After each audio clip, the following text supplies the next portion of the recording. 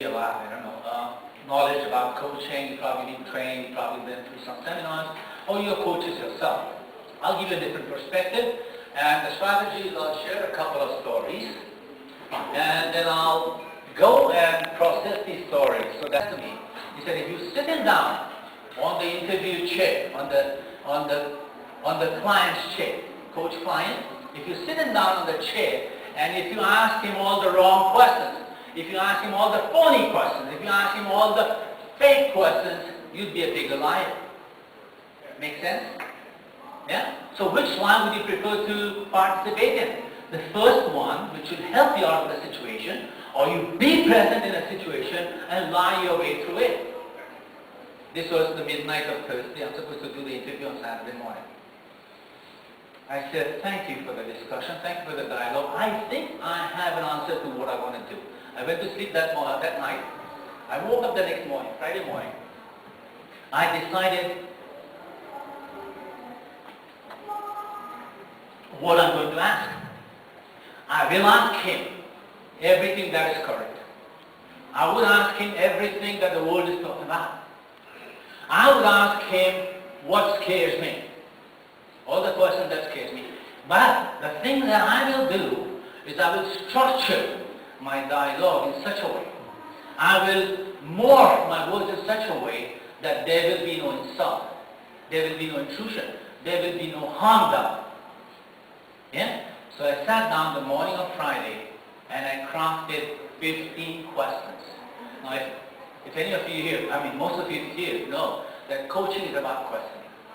Coaching is about inquiry. Coaching is about evoking strength.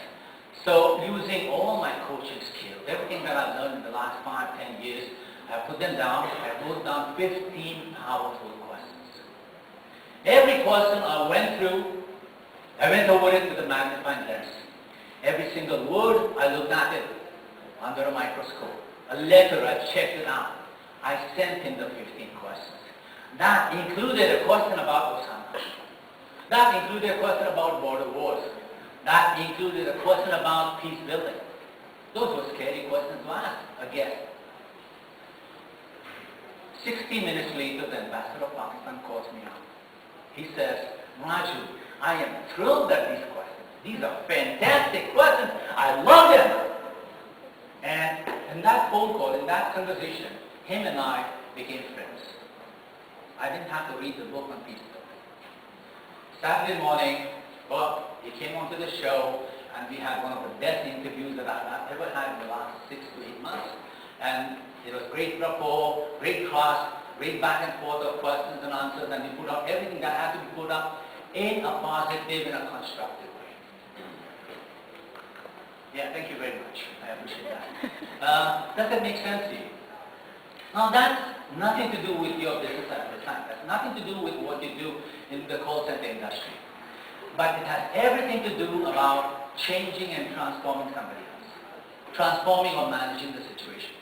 At the end of our conversation on TV, the ambassador of Pakistan, I hope none of his representatives are here, or nobody from Pakistan in this room, he handed me a philosophical statement, a quotation, a proverb from the book of his philosophy. Because I asked him, I said, what drives Pakistan? What makes you who you are? What is the beautiful and the powerful thing about being a Pakistani? And he gave me a proverb. I'll share that with you at the end of this discussion. Is that okay? Do remind me though, because I might forget. I'm kind of getting old here. Alright, so that's story number one. This is what it says. Khudi ko kar buland itna. It sounds French, I know. खुदी को कर बुलंद इतना कि हर तकदीर से पहले there's an Arabic looking person here, I hope you get it. खुदी को कर बुलंद इतना, that means make yourself so mighty in spirit and selflessness.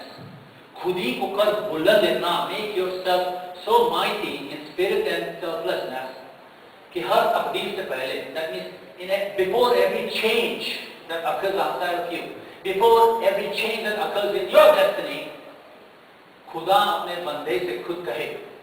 That means the Almighty will counsel with you, have a dialogue with you, and ask you this question, bata teri raza kya hai? That means tell me, son, what do you want? I'll repeat it. Make yourself so mighty in spirit and selflessness that before any change in your destiny, the Almighty will come and have a conversation with you and say, son, ano ang gusto mo? Good night and mabuhay. Thank you so much.